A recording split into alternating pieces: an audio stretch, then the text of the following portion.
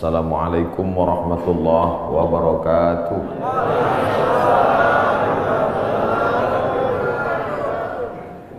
Alhamdulillahilladzi ahyana ba'da ma amatana wa ilaihin nusyur. Wassalatu wassalamu ala asyrafil anbiya wal mursalin sayyidina wa maulana Muhammadin wa ala alihi wa sahbihi wa man tabi'ahu ila yaumiddin.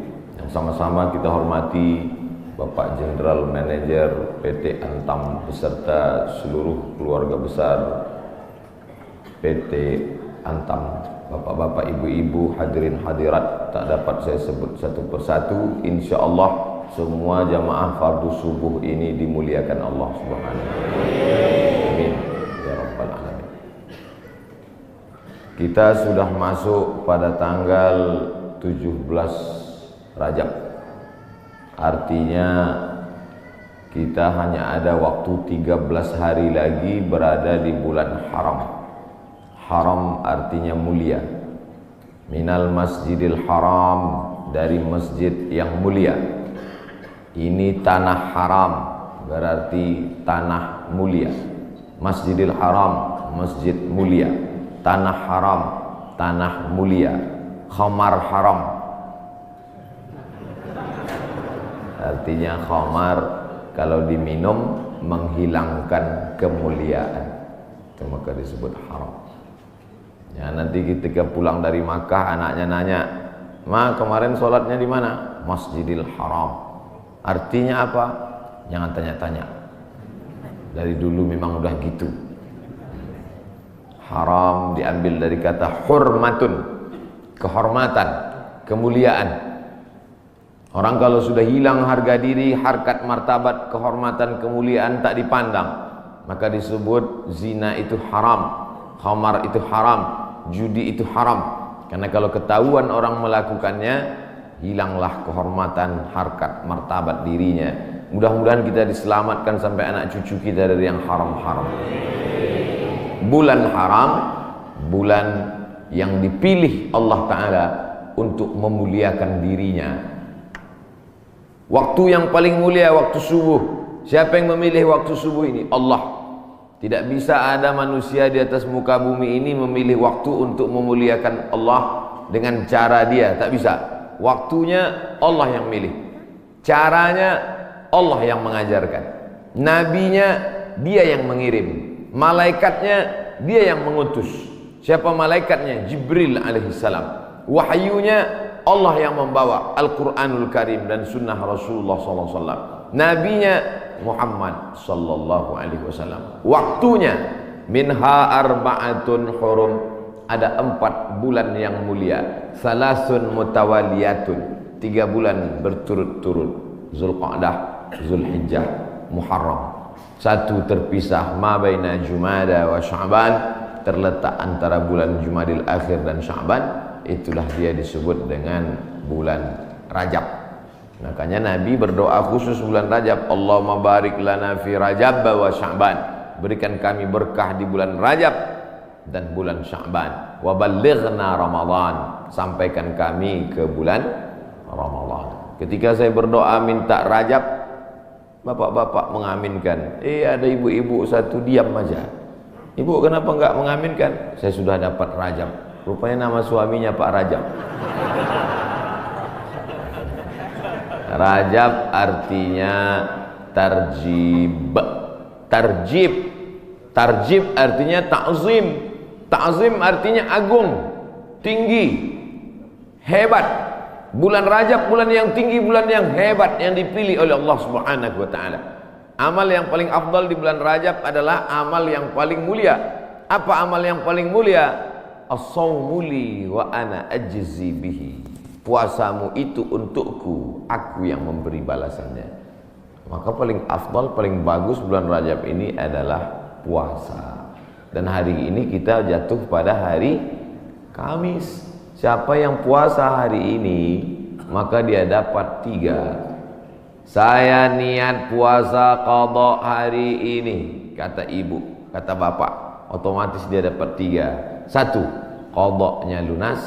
2, dapat pahala puasa Kamis. 3, dapat pahala puasa sunat Rajab. Saya tak bisa Pak Ustadz. Kenapa? Tadi nggak niat. Kamis depan, mudah-mudahan masih hidup.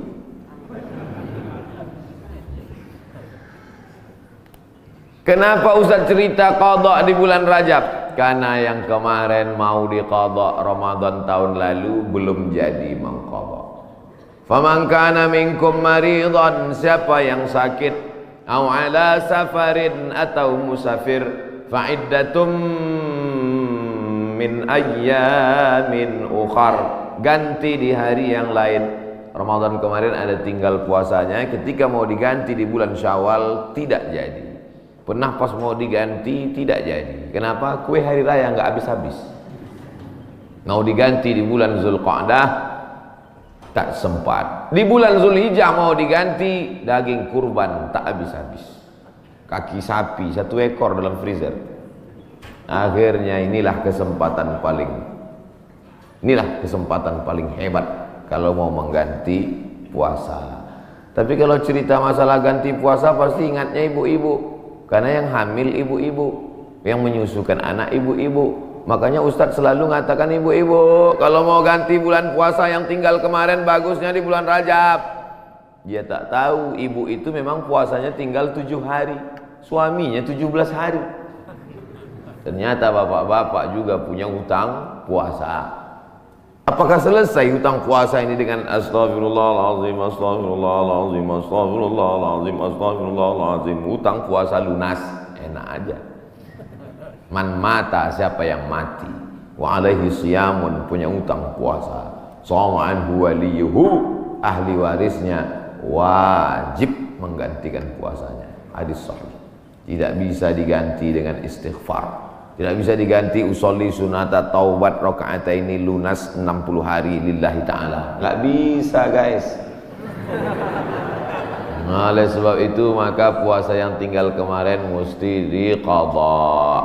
Faman kana minkum maridan, siapa yang sakit Ramadan kemarin, au ala safarin, atau musafir jarak qasar salat 89 km, fa iddatum min ayyamin ukhar, ganti di hari yang lain di luar Ramadan. Wa 'alal ladzina yutiqunahu, siapa yang tak sanggup puasa karena sakit keras. Pak Ustadz, saya nggak bisa puasa di Ramadan, nggak bisa puasa di Syawal, nggak bisa puasa di Zulqa'dah, Zulhijjah, Muharram, Safar, Rabiul Awal, Rabiul Akhir, Desember, Januari, Februari, Maret, April, Mei, Juni, Juli, nggak bisa puasa. Kenapa nggak puasa? Usus saya sudah dipotong pendek aja. Bentar-bentar lapar, bentar-bentar lapar, bentar-bentar lapar. Sampai mati nggak bisa, atau kena penyakit mah akut, atau kena diabetes mellitus akut, atau kena jantung akut, atau apapun sebabnya, atau kena tua renta 70-80 nggak bisa puasa. Fa'iddatu min ayamin ukhar, bagi yang musafir dan sakit. Tapi bagi yang nggak sanggup sampai mati, fidyatun ta'amu miskin, bayar fidyah makan 1 hari fakir miskin. Bagaimana dengan perempuan hamil dan menyusukan anak? Masuk yang mana dia? Kalau dia musafir, sakit, ganti. Kalau sakit keras, tua renta, bayar fidyah. Perempuan yang hamil dan menyusukan anak tidak disebut dalam ayat ini, maka ulama berijtihad, lain kepala, lain isinya. Rambut sama hitam, isinya macam-macam. Perempuan yang hamil dan menyusukan anak, 3 mazhab ulama. Mazhab yang pertama, menurut Imam Abu Hanifah, mazhab Hanafi, hanya mengqadha saja. Jadi kalau ada ustadz mengatakan, ibu-ibu yang hamil menyusukan anak, tinggal puasanya qadha saja, itu berarti mazhab Hanafi. Sedangkan mazhab Abdullah bin Abbas mengatakan bayar fidyah saja. Ibu pilih yang mana? Mau qadha aja atau bayar fidyah? Saya qadha aja Pak Ustadz. Saya kalau keluar duit nih malas. Ibu pilih mana? Saya nggak tahan lapar Pak Ustadz. Mau bawaannya mau ngemil ngunyah aja. Jadi saya bayar aja. Yang mau qadha saja mazhab Hanafi. Yang bayar fidyah saja pendapat Abdullah bin Abbas. Mazhab Syafi'i yang mana? Mazhab Syafi'i lihat dulu dia tak puasa karena apa. Kalau dia tidak puasa karena dirinya, karena lemah, karena tak mampu, qadha saja. Tapi kalau ada unsur anaknya, kenapa ibu tak puasa? janin saya lemah, sudah diperiksa USG oleh SPOG, spesialis objin kandungan.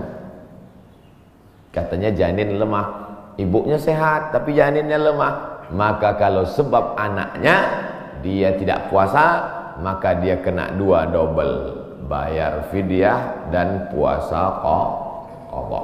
Laki-laki mesti tahu. Saya untuk apa tahu? Saya kan nggak hamil dan menyusui. Istrimu hamil dan menyusui.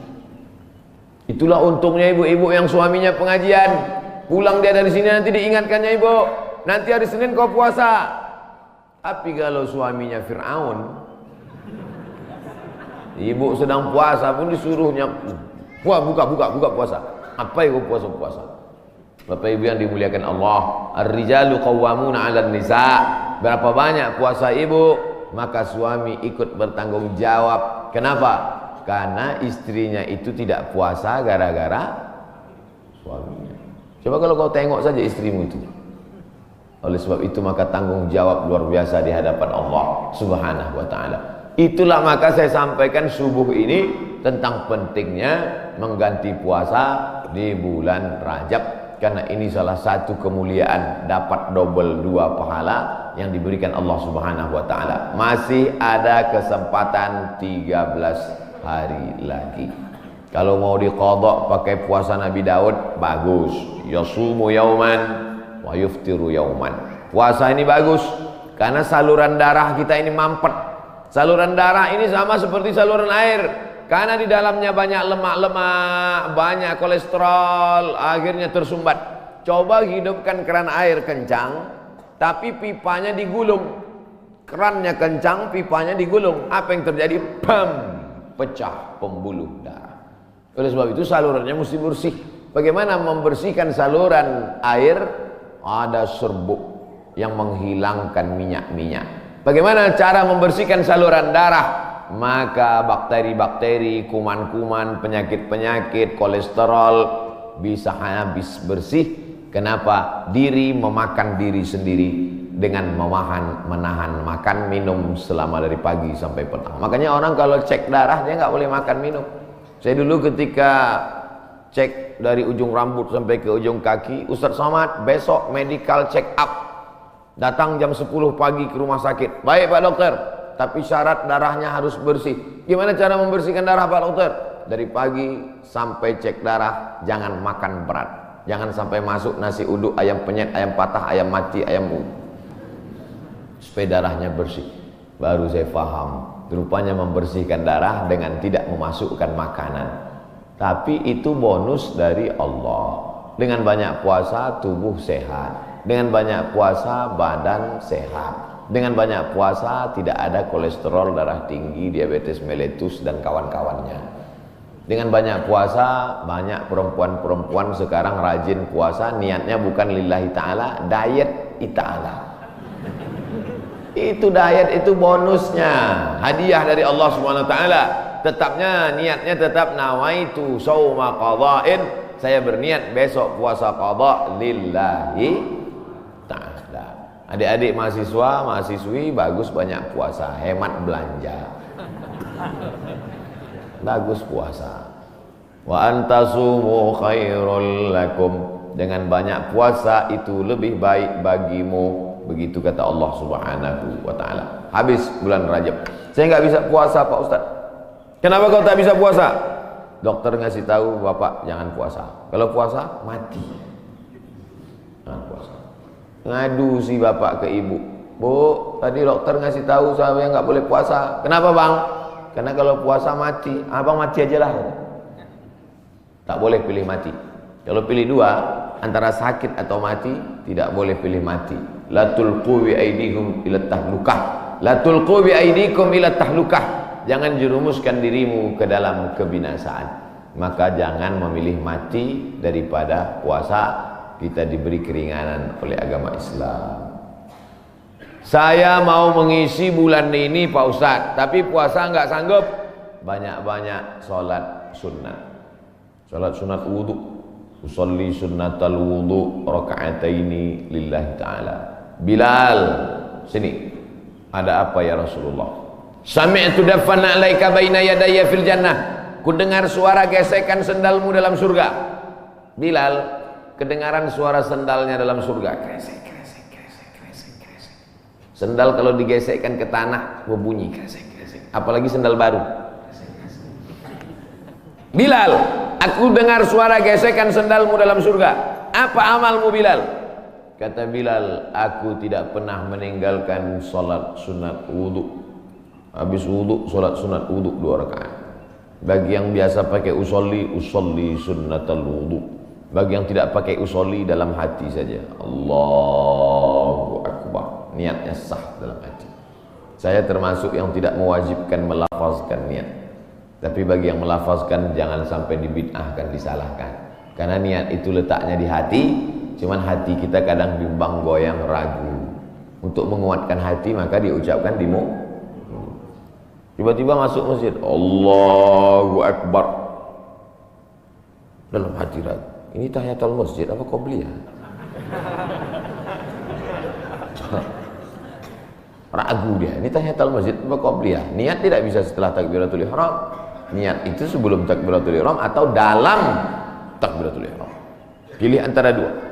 Oleh sebab itu maka untuk menguatkan apa yang dalam hati, saya salat qobliyah subuh. Usolli sunnatas subhi rak'ataini qabliyatan lillahi ta'ala. Saya tadi masuk sudah azan. Waktu hanya cukup 2 rakaat. Pilih mana? Kalau cepat datangnya tahiyatul masjid dulu. Setelah tahiyatul masjid baru qabliyah. Tapi kalau datangnya lambat, qabliyah. Karena kalau tahiyatul masjid enggak dapat qabliyah. Tapi kalau qabliyah automatically dapat tahiyatul masjid. Tapi jangan gara-gara ini lambat terus datangnya. Nah, Ustaz Somad pandai ceramah aja nyuruh cepat datang. Ustaz sendiri lambat datang, sengaja lambat. Karena kalau cepat banyak yang minta foto.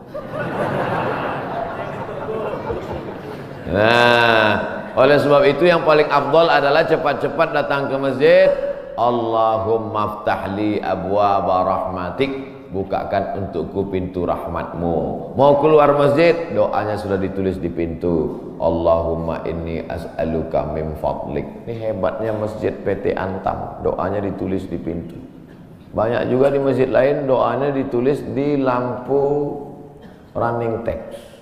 Pas lampunya mati, doanya hilang. Ini bagus, tulis. Jadi jamaah bisa ngelihat. Pas mau masuk, Allahumma inni, Allahumma ftahli abwaaba rahmatik. Bukakan untukku pintu-pintu rahmatmu ya Allah. Sampai ke dalam tahiyatul masjid. Usolli sunnatan tahiyatul masjid raka'ataini lillahi ta'ala. Idza dakhala ahadukumul masjid, kalau kamu masuk masjid fala yajlis. Jangan duduk hatta yusolli raka'ataini, sampai salat sunat 2 rakaat. Tahiyatul masjid, qabliyah, ba'diyah, salat sunat wudu, salat sunat duha, salat sunat isyraq, salat sunat awabin, salat sunat tasbih. Perbanyak salat sunat. Saya semua udah Pak Ustaz. Apa yang belum? Salat sunat mutlak. Ada salat sunat yang terikat waktu, duha. Ada salat sunat yang terikat momen, tahiyatul masjid. Ada salat sunat yang tidak terikat apa-apa. Salat sunat aja 2 rakaat. Enggak ada angin, enggak ada hujan, salat sunat aja 2 rakaat. Kau salat sunat apa tadi? Salat sunat aja 2 rakaat. Mana ada salat sunat aja? Salat sunat tidak terikat dengan apapun, namanya mutlak. Mutlak artinya lepas, tidak terikat dengan apapun. Syukur kepada Allah Subhanahu wa taala. Suatu ketika Nabi bertamu ke rumah sahabat. Sampai di rumah sahabat dikasih makan, dikasih minum, dijamu dengan jamuan luar biasa. Setelah itu dia sholat sunat 2 rakaat. Sholat sunat apa namanya? Kan nggak mungkin usolli sunnatan 2 rakaat karena sudah dikasih makan enak lillahi ta'ala. Nggak ada. Makanya kita kadang sholat sunat aja 2 rakaat sebagai ungkapan syukur kepada Allah. Cara bersyukur subhanallah, betul. Cara bersyukur berzikir banyak selawat, betul. Tapi syukur yang paling bagus adalah dengan sholat. Sholat sunat aja 2 rakaat. Aku sholat sunat 2 rakaat karena bersyukur kepada engkau atas nikmat yang begitu hebat, yang begitu banyak. Abang tadi sholat sunat? Ya, sholat sunat apa? Syukur. Hari ini kau enggak? Lauknya enggak enak. Oh, enggak bisa begitu. Nikmat ini bukan cuma makanan enak, hidup nyaman juga nikmat. Tinggal di komplek ada masjidnya juga nikmat. tinggal di lingkungan yang mengingatkan kita kepada Allah. Berapa banyak orang kerjanya mantap tapi sholat nggak bisa. SMS ke saya, meleleh air mata baca SMS-nya. Ustaz Somad, apa hukumnya sholat di WC? Hah? Ente mau ngetes saya apa gimana nih? WC kan najis, tempat setan, kotor. Menyebut nama Allah aja nggak boleh. Allahumma inni a'udzubika minal khubuthi wal khaba'is. Mau masuk WC, ya Allah lindungi aku dari setan jantan dan setan betina. Setan jantan di sana, setan betina di sana. Ketemunya di mana? Di WC. Dia bilang apa hukumnya sholat di WC? Saya sangka mau ngetes saya. Ternyata memang betul, dia kerja di luar negeri, supervisor pengawasnya tidak mengizinkan permisi sholat. Akhirnya dia masuk ke WC yang agak lapang, dia bentang kain, sholat di dalam. Hanya untuk mencari makan, Bapak, Ibu. Luar biasa nikmat, bisa kerja di Pomalaa. Betul? Lama saya ngapalnya nih. Bisa kerja nyaman, masjidnya besar, ibadah tidak dilarang, pengajian dihadirkan ustaz.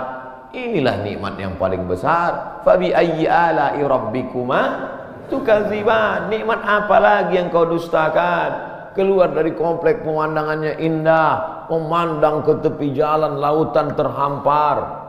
Kata orang, saya nggak ngeliat tadi malam gelap. Kurang apa lagi, nikmatnya besar. Ikannya segar-segar, mantap-mantap, duriannya enak. Kau tahu Ustaz tadi malam makan durian. Oleh sebab itu maka syukur kepada Allah. La in syakartum la azidannakum wa la in kafartum. Tapi kalau kau kufur, tidak kau syukuri nikmat ini, inna azabi lasyadid.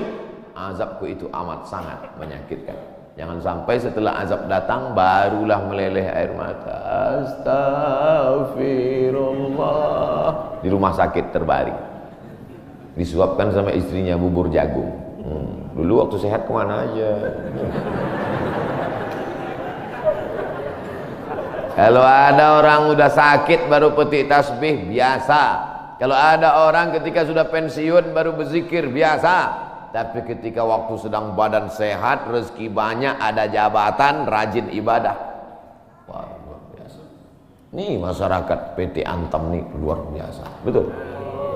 Tapi yang datang nih memang masyarakat lingkungan sini.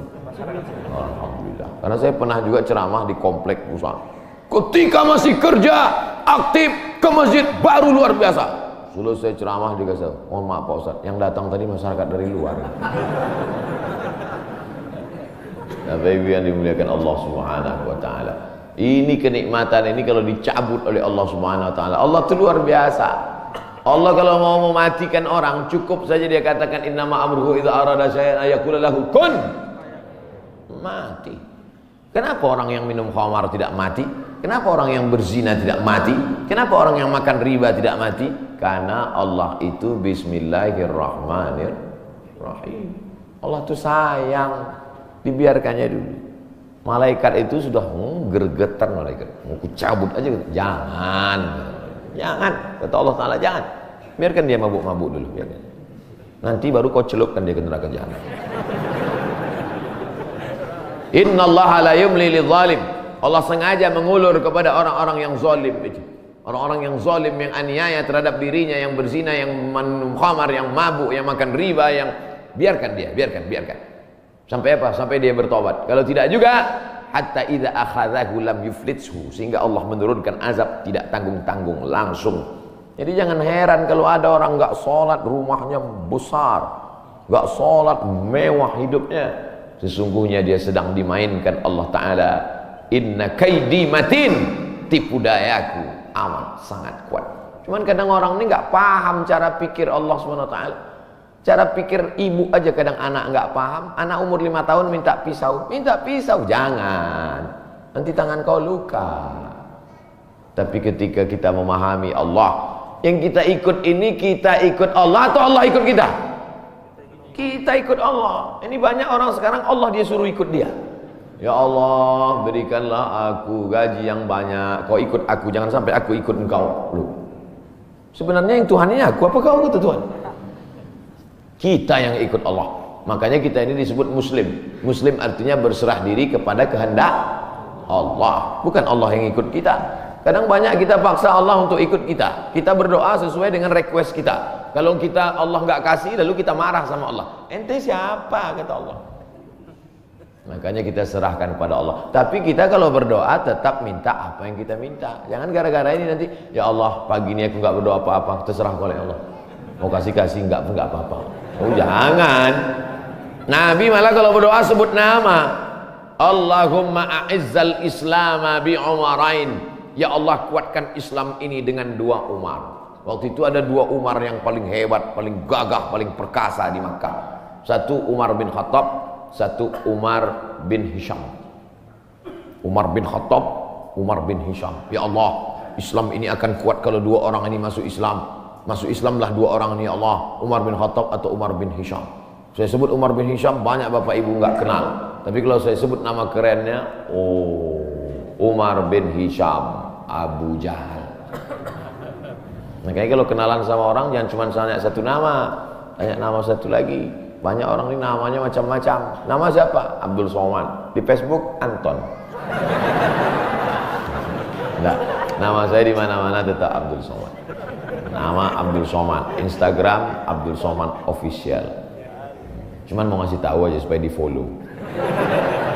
Bapak Ibu yang dimuliakan Allah Subhanahu wa taala. Jadi kalau masih bisa sehat, beribadahlah. Karena sampai masanya nanti udah sakit nggak bisa beribadah. Parahnya lagi, sudah sakit pun nggak ke masjid juga.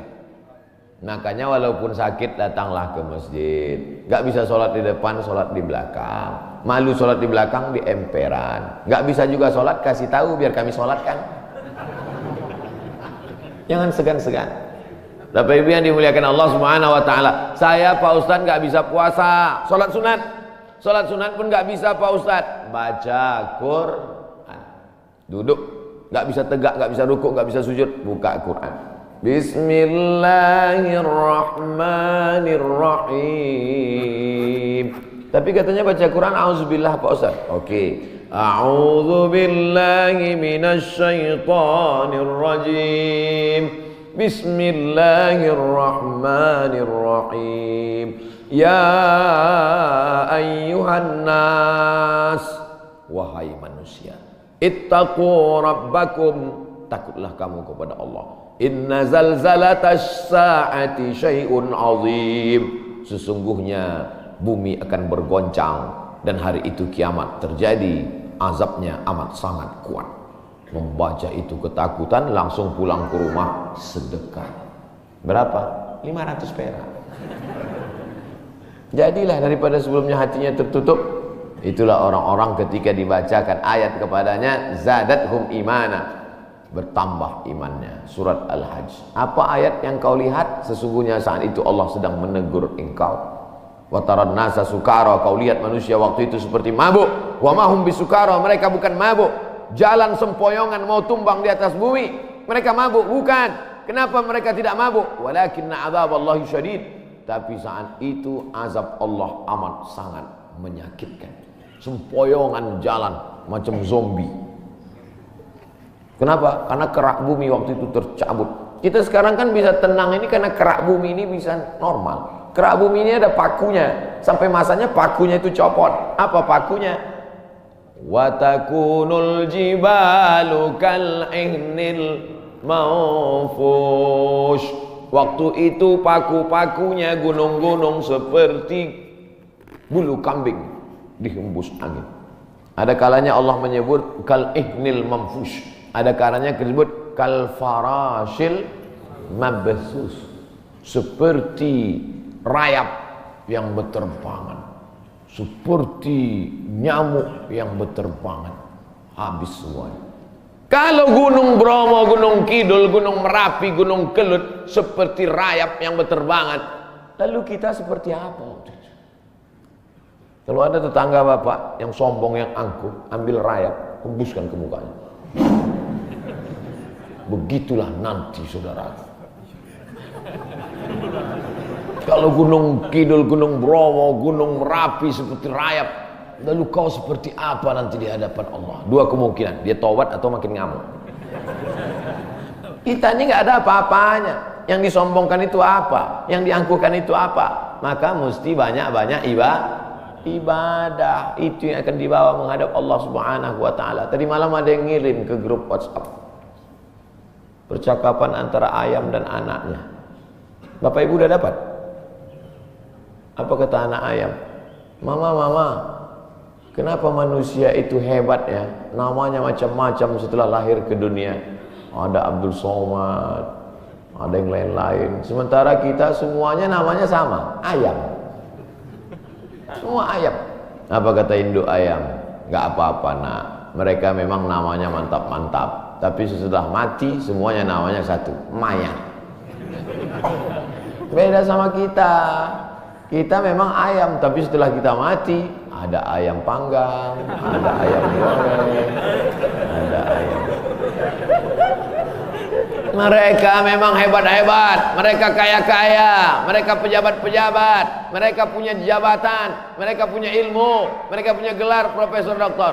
Tapi setelah mereka mati, tidak ada yang mendatangkan manfaat, semuanya menjadi mayat.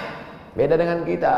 Kita setelah mati mendatangkan manfaat, mengenyangkan perut. Ulaika kal an'am, mereka itu seperti binatang. Balhum adal, bahkan lebih hina daripada binatang. Makanya kalau tidak karena ibadah, apa beda kita dengan ayam? Bukan hadis, dapat di grup WhatsApp. Saudaraku yang dimuliakan Allah Subhanahu wa taala, bedakan dirimu dari binatang dengan apa? Dengan ibadah. Cerita tentang ibadah, apakah ayam itu tidak bertasbih?